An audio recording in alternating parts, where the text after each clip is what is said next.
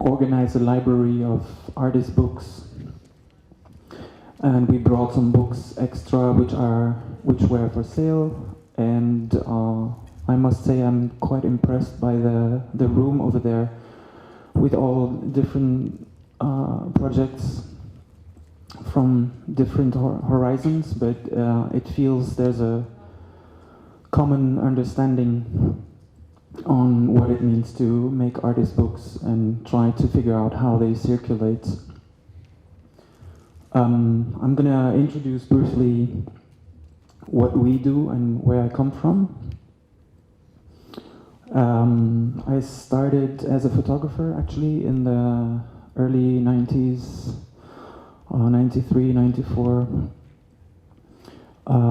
shooting on film, and as soon as I started, I made my first fanzine in Switzerland, which was, I even forget, like 30 pages, black and white, A5. Then we moved on to offset printing. We were using Macintosh clones made by Schneider on OS 8.6. And yeah, publishing was quite an experience then until probably year 2000 when I bought my first laptop. I sold this image I shot in New York of this skateboarder riding this broken car in Queens to Sony PlayStation for the price of my first laptop. So in the history of publishing, I think when the internet came and you could use digital films, the costs of producing books went a lot down, and the autonomy that those factors created enabled a lot of things to happen. Starting in the early 90s, I worked for these magazines. It was more like lifestyle, music, like this magazine Lowdown I just showed, which is still around. Then slowly I moved on to art. I lived on and off in Lyon, in New York a bit, in Barcelona, in Prague. So I had quite of a network. And my family relocated in Lausanne in Switzerland, and I had some books where my work was appearing, some publications, magazines, and I started trying to understand how you can place them in bookstores and what is a discount, how does it work to make those books visible. And so this is my parents' garage around 2009 probably, or 2008. In 2008 I moved to Berlin on the way. I was already having a small network of bookshops I was supplying in Switzerland, mostly just myself with my car with boxes in there. And after Urs Leni, a friend in Zurich, invited me to do a one-week temporary bookstore in the project space he was running called Corner College. We invited publishers to present their work, a bit like in this context here. And he also designed our logo, because I didn't have a name so far, so I just said, yeah, I think I'm going to use this name. And even without asking him, he designed my logo, which stayed until today, and I'm probably not going to change it. So back to this temporary store story. When I moved to Berlin, my girlfriend opened her gallery in 2008. And right next to it, we found this beautiful space. So this is the bookshop in December 2008, before we opened. It's an old frame factory with this super nice furniture. And there's a vitrine on the street. It's a bit hidden, so of course I had no idea of how to run a bookstore. so to say. So I learned everything on the spot, and I like this idea in relation to what is happening here. So I don't think I can talk for too long, but further on I'm gonna try to identify a few examples of books and how they were produced and how they were circulated in order for people to understand what are the possibilities. Because I think, referring to the talk before, the questions is always how does a young artist show his work for the first time? And this is not necessarily something you learn in school. In school, mostly you learn how to make the work, and you should stay like this, but then it's sometimes difficult to understand how you put it out there in the world. So the store has accumulated in 5 years some 10,000 titles, I would say. I'm not even sure. These are photos from 4 years ago, if I'm not wrong. From the very start, we invited artists and changed the display in the middle in this table. So this is a project we made with Roma Publications, where we decided to put all their books on the table, highlighted for 1 month, and we did an event. We had also in the back reading room with the very first titles they published, all the newsprints. So working kind of a library. So I'll just go quick. And Batya Suter, the wife of Roger Willems, made a project for the vitrines with images of one book.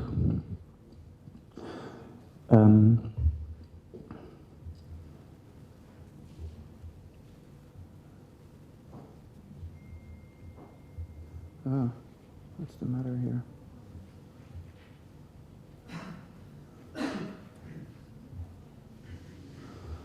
So from the very start, we, of course, in Berlin you have a lot of bookshops. You have Walter Koenig, who is since the late 60s has become a reference for artist books worldwide, stocking museum stores. You have Prachtmeter, who is focused on architecture, city planning, theory, philosophy. Right next to us you have B-Books, who is also a publisher, translating a lot of philosophy, if not publishing it. So we had to find a position and try to fit the landscape and try to see what we could do with all this. And so in the first years of the store, altogether I've counted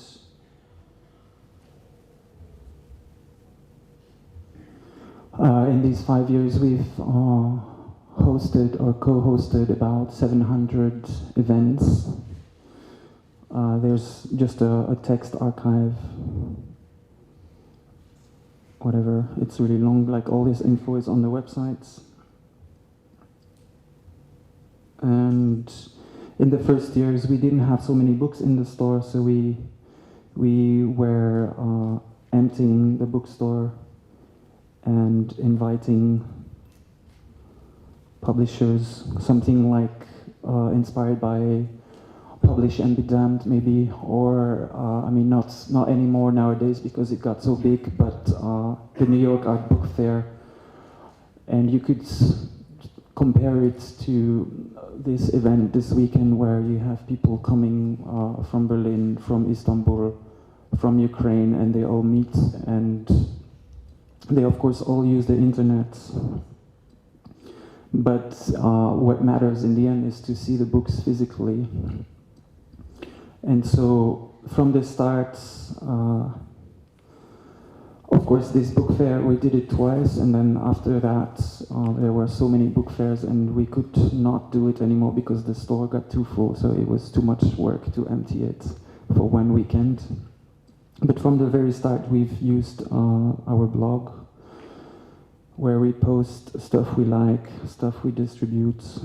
We reshoot all the books ourselves, and we rename the files as well to make sure they appear on Google Image.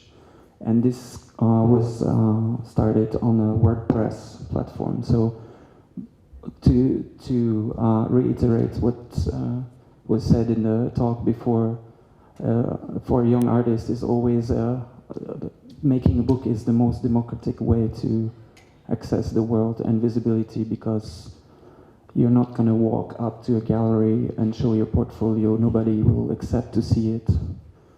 You're not necessarily going to show your portfolio to a curator, but eventually if you make a book and it's nice and people like it, it goes through these borders very naturally. And it's not only a personal pleasure, but then given the context of internet, Instagram, whatever, Facebook, to name them, your work can be visible instantly. And I always like to say the fact that a book can be published in an edition of 20, 200, or 2000, potentially. It can occupy the same amount of pixels on the internet. So when you browse our page, you have books that are editions of 500, like this one. This is a few thousand copies. And if I go ahead, probably this, I think they do 1,000 now, I'm not sure. But if you go ahead, you will have books that are an edition of 50, and probably after this weekend I will post something from here. We're also just my introduction is very long, but after a while we were also invited by institutions, and this is Wheels in Brussels, which is a big museum with a very specific program, and we collaborate with them to run the bookstore. So maybe half of what they stock is from us through our distribution network. We work with about, I don't know exactly because it's changing all the time, maybe 100 publishers. So this means we get books from publishers and artists, and then we distribute them to other bookstores. Whereas working as a bookstore, we sell the books directly as well. We also have online on our shop is about 7,000 titles indexed, and we also sell on Amazon, so we eventually ship worldwide. The collaborations with the institutions, there's about 10 bookstores. So Wheels, Kunsthalle Basel, Institute of Modern Art in Brisbane, and Charlottenburg and Künstlerhaus Graz are the biggest ones, but already it looks really big, but it's not necessarily huge the way it looks online.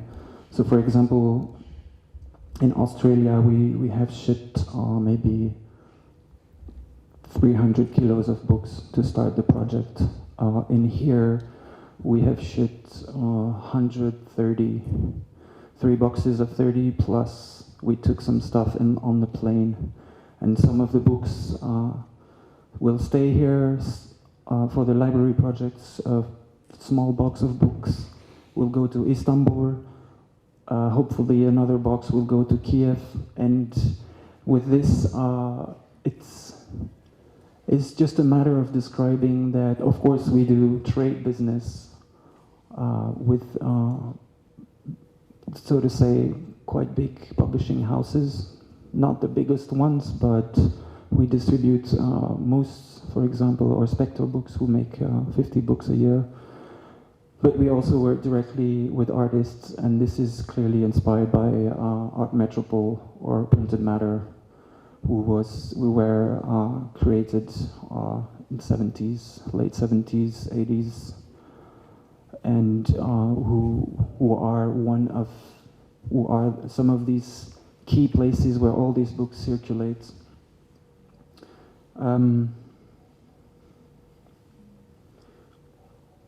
The collaboration with institutions is to be described somehow. Also,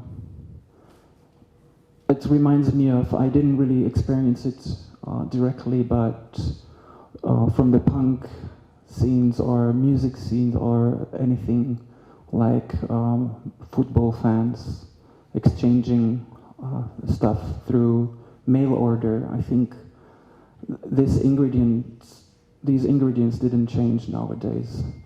So this weekend, what's interesting to me is, I just need to see 2 or 3 nice projects, and there's one that we might try to republish, and I like this idea of going far and try to be the first one importing culture and artists who didn't have visibility. So, of course,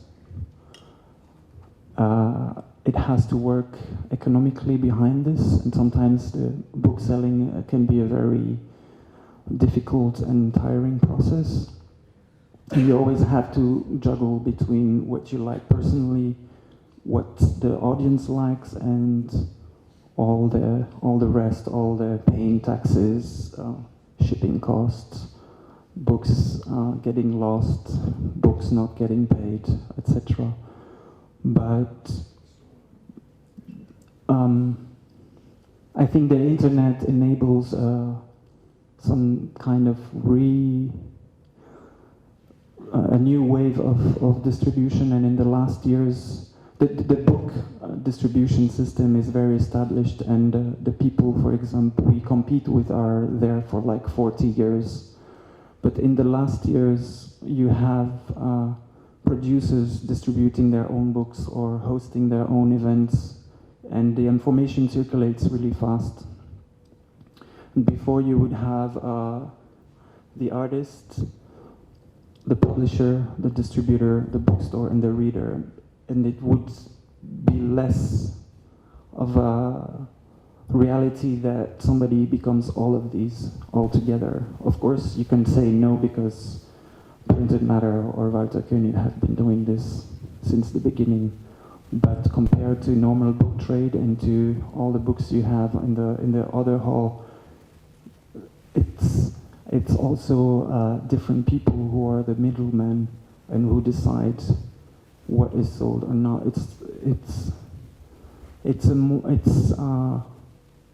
I like to see it as a very organic way to see how these books are visible. And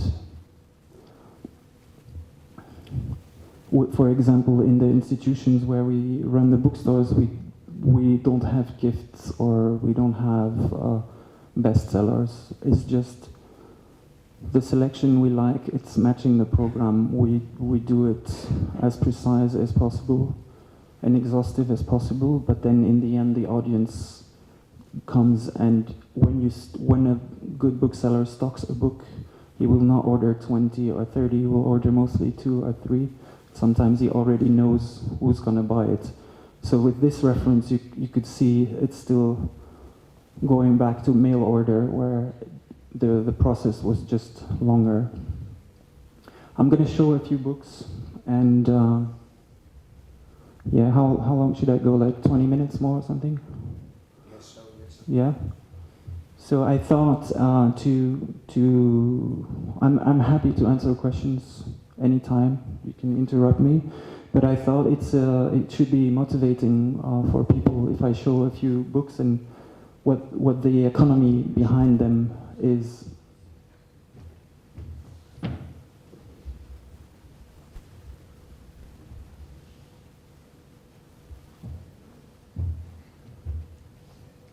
So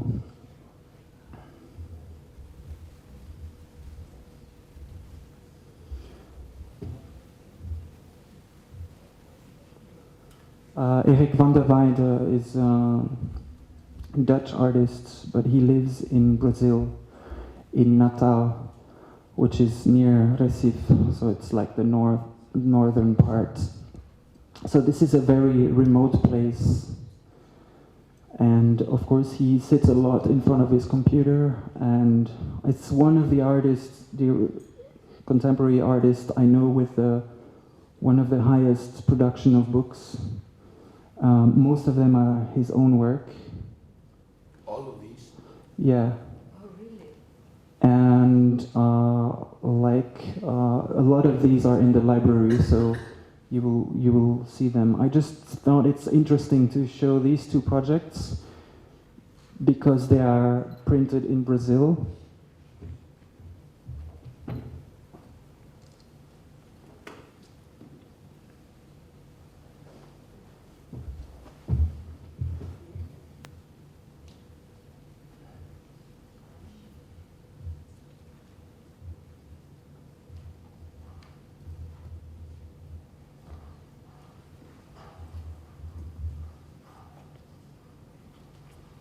So, Nelore, I probably pronounce it bad, is it's actually the cover. He just we were just in Berlin, and he just explained the cover is made. It's printed in Brazil, so not so many people will print books in Brazil. It's an edition of 200, if I'm not wrong. It costs €9 retail, and it's a project he shot about this cow. Which is coming from India and somehow is around in Brazil for some reason. So this is some recycled paper, very bulky with imperfections that normally people would say like, no, I don't want to use this, it looks too crappy, but it makes the book really special. And the covers is cardboard used for notepads for restaurants, so it's not even meant to be used, it's just meant as packing for the notebooks. But this is an interesting factor, is that he's just sitting there in Brazil and walking around, and I don't know how much he spent on this book, but it's probably a few €100, not even, maybe 200 or something. He found these means of production that are available in his context, and he's just using imagination, but eventually the result is very interesting. And it's the same with Die Wolken.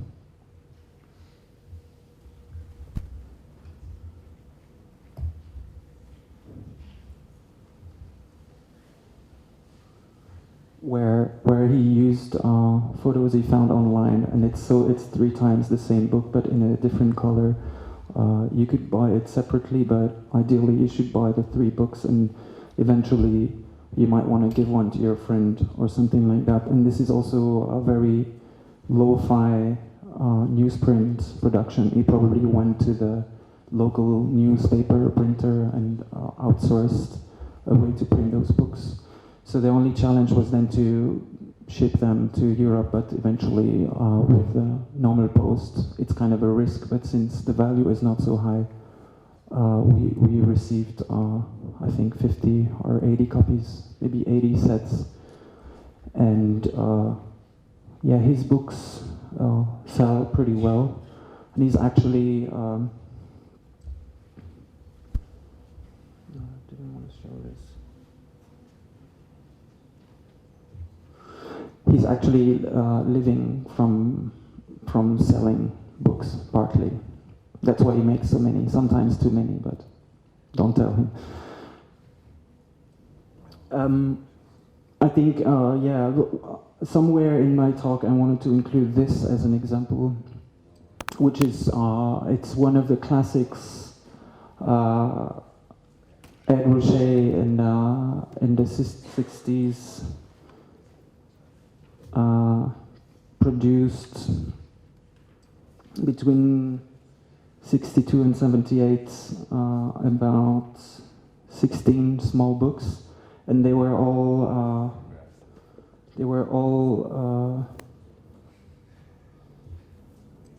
very small print runs and became collectible. And this reached a point where he became really famous. So some of these books, like the 26 gasoline station, you can find for $5,000 now, if I'm not wrong.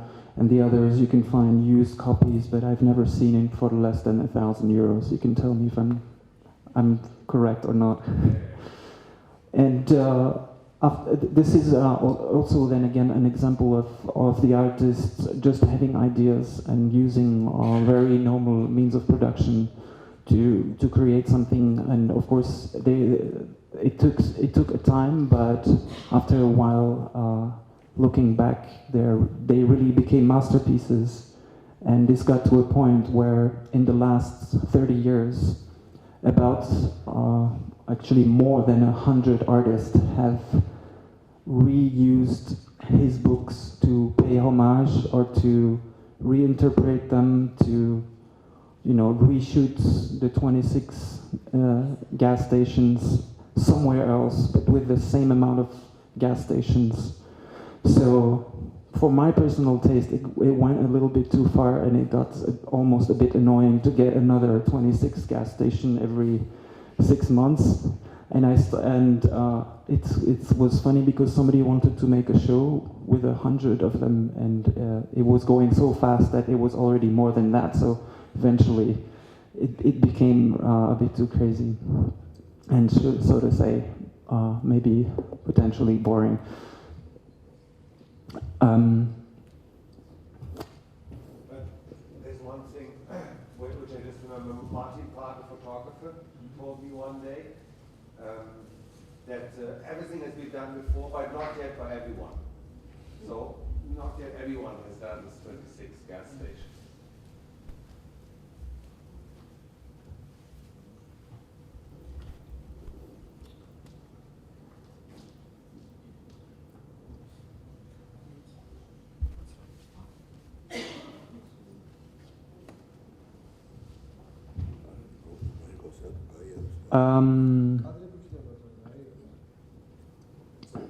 Yeah. Mostly what's interesting to me as well, since I come from the magazine world, I've been collecting magazines, and we have in the store in Berlin, we have a section with back issues of magazines. And with magazines, there's always a criteria, which happens with big scale publishers as well, is sometimes the unsold books are destroyed because it costs more to stock them than to get rid of them, simply throwing them away. And this is something I discovered very early doing magazines. Is we did this fanzine, and then we printed 7,000 copies after 20 issues, but the only distribution channel we had meant that we were sending, if I remember correctly, 4,000 copies to this warehouse in France, but we knew in advance that half would go to trash. So they still had to be printed, and they still depended on advertising. And when you sell advertising, the first thing you do in your media kit is you fake the print run. So you kind of add a zero. You pretend you print 50,000 when you print 5,000, and you justify the price of the ad is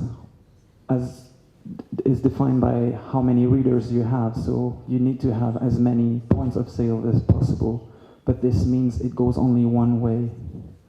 So it goes from the publisher to the distributor to the bookstore or the train station, but then anything that's not sold, supposedly supposedly is destroyed, and you will get paid only for what's sold.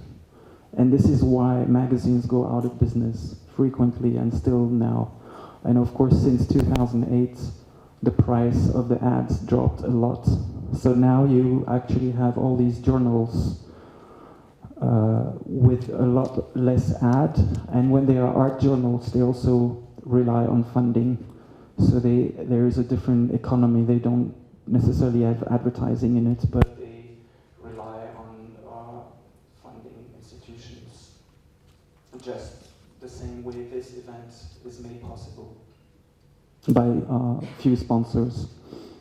And in this case, one of my favorite magazines is Monocultur from Berlin.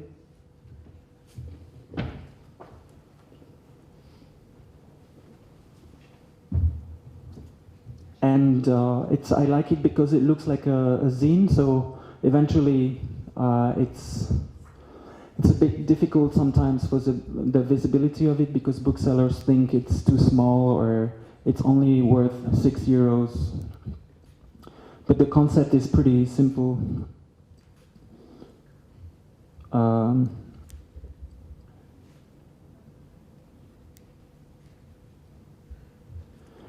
Each issue is dedicated to one artist or group of artists, and the designer often change if it's not Kai von Habenow himself.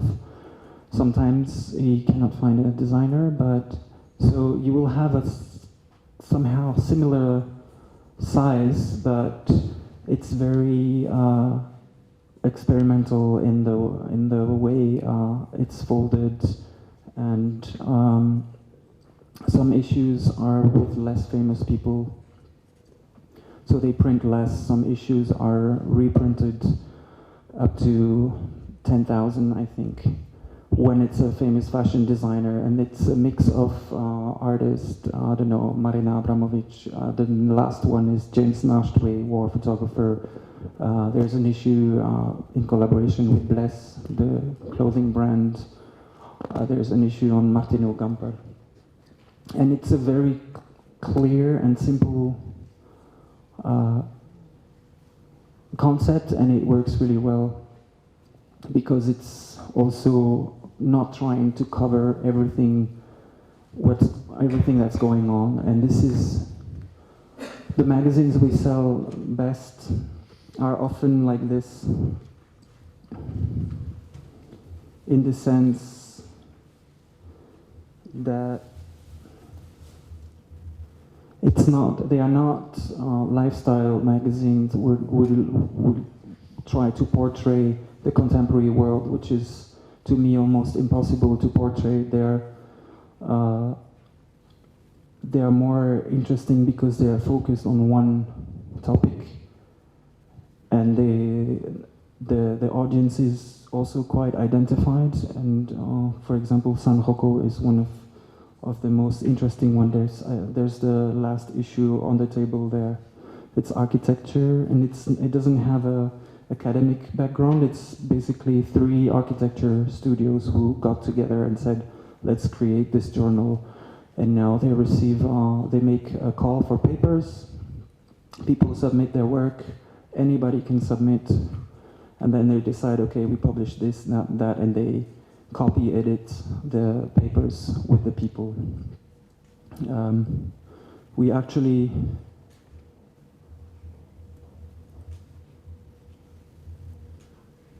co-publish a journal as well called 2,7, which has this, it means 2.7 in German. We decided to keep the name, and this journal initially is from Lucerne in Switzerland. It was also a small zine, so you could just totally compare it to the first magazine I made. It was A5, then more pages, then there's still no color in it. But after seeing it for 8 issues and selling it quite okay, I approached them to translate it. So now we help them to translate it, and we split the print run of 1,000 copies half and half, and we are actually almost sold out after 5 months. of this first issue. And we're going to print more for the next one coming out. It's actually, the PDF should be in my mailbox now. So I think I'm ready for questions. Otherwise, I can stop as well. It's getting late.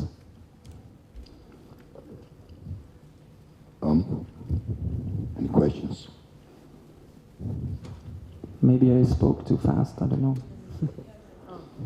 My question is very simple. Can you tell how many you are who really present work on this project which you call Mota? How many people work? I have 6, 7 employees in Berlin. Most of them are students, and they work 2 or 3 days a week. And then all together, in all the other institutions, people are employed by the institutions, so you can count 10 more people, 1 in each place.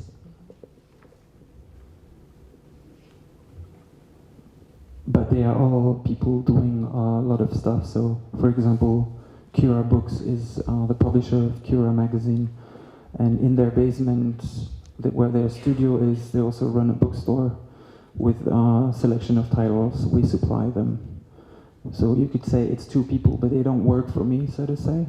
So from Berlin, where most of our operation happened, that's 6, 7 people on and off, plus always 1 intern. So it's a rather pretty small team compared to the size of the operation and the amount of books we circulate. It's, yeah. Yeah, another question. When you work, there is this situation when you never met artists in person, I mean physically. Or Yeah, of course. Of course, but we don't use reps, representatives who go to the bookstore selling the books, but I'm the rep. So, any book I will find here this weekend, I will meet the person. Eventually, later on, somebody can submit another book, which I never met the person, but it would be impossible, but I think we have 3,200 suppliers listed. And maybe I know half of them, maybe more, but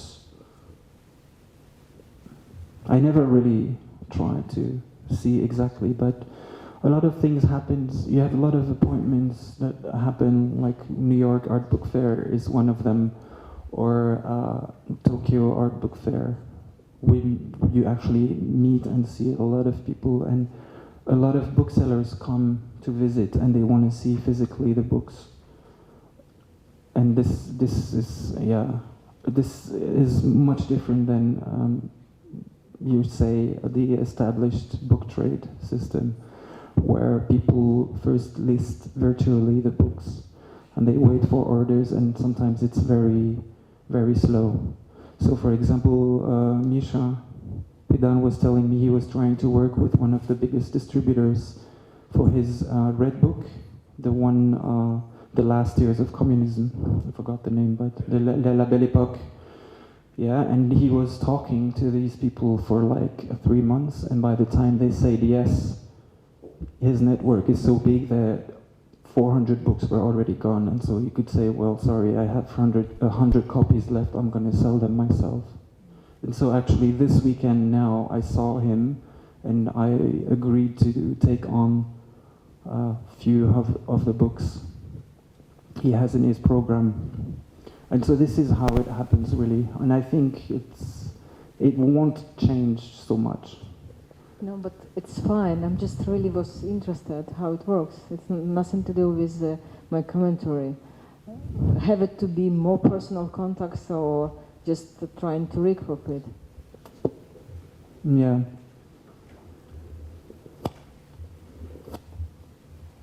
I'll show you something. Have you seen this before?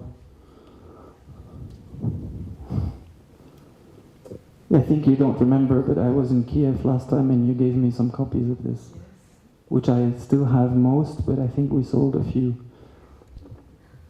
So you should come and talk to me after. I can give you some letters for it. I want to, actually. Do you also sell boxes? The boxes, I don't know now. No. We should see how this is possible. Can I ask you something? Yeah. I'm interested if you have some kind of connections to the printing shops. For example, if you're interested to find some online like PDF book and you have interest to publish it, or you just want to get the ready issues. Did you get what? Well,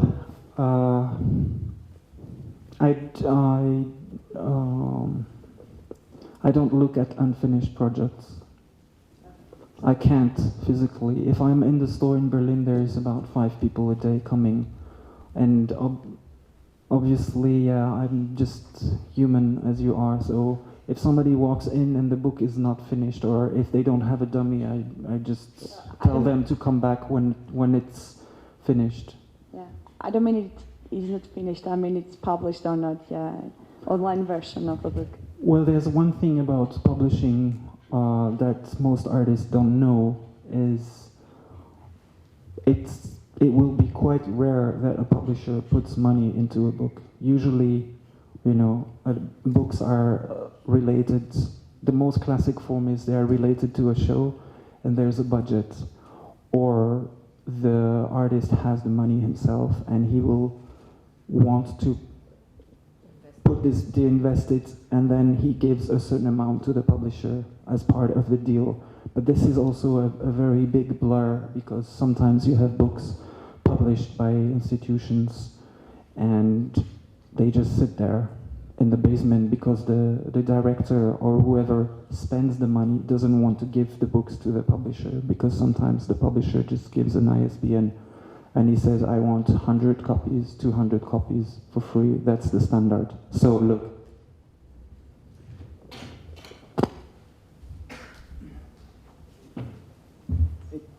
It is the case with this one.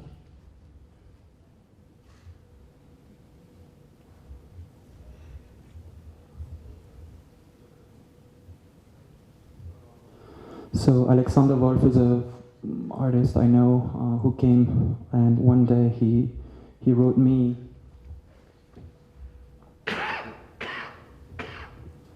the email.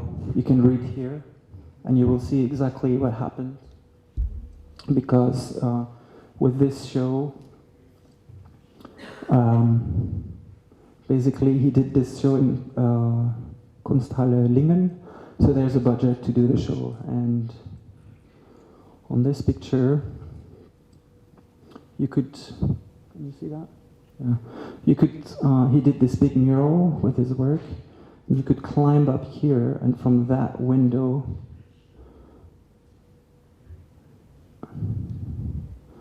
see the building next to it.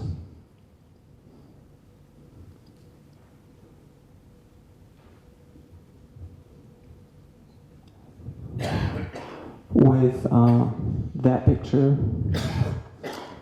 and half of the show is in this high security jail.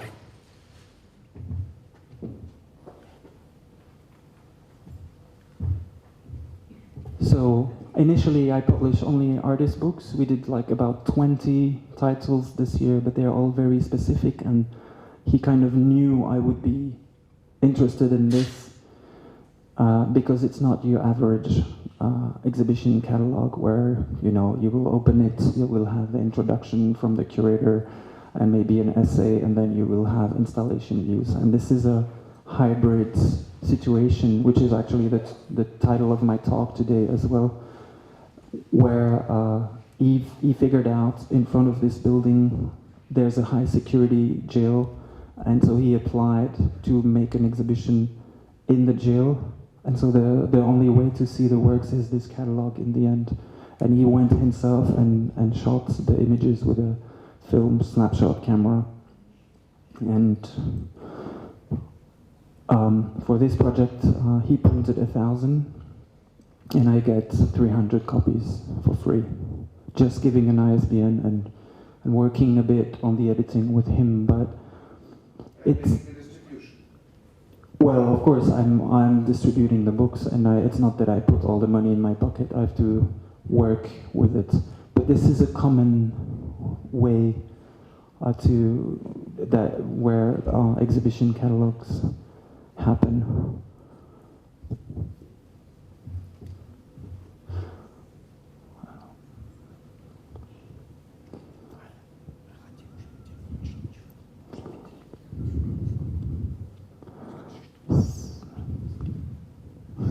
So Ale wants to see the book. Alexis, what's the next step?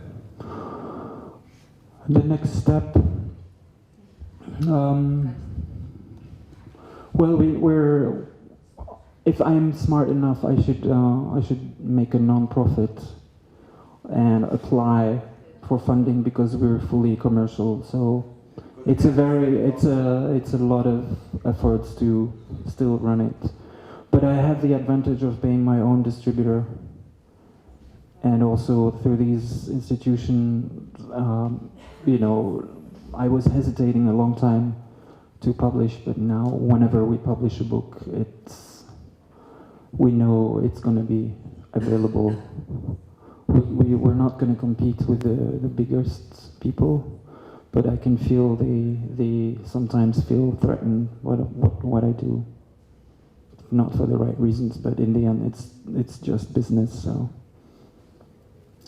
I think, of course, sometimes you work for people, and on the distribution, I only make 20% cut margin. So this is very little, and in these days, quite fast who remembers what it means to do that, and who also just writes asking for money and never will be thankful for what you do. So it's also another level of pleasure to make your own books and work with artists. And we are also doing editions and exhibitions, and I think it's just a natural evolution in a way. So yeah, that's the future. Yeah. Thank you again.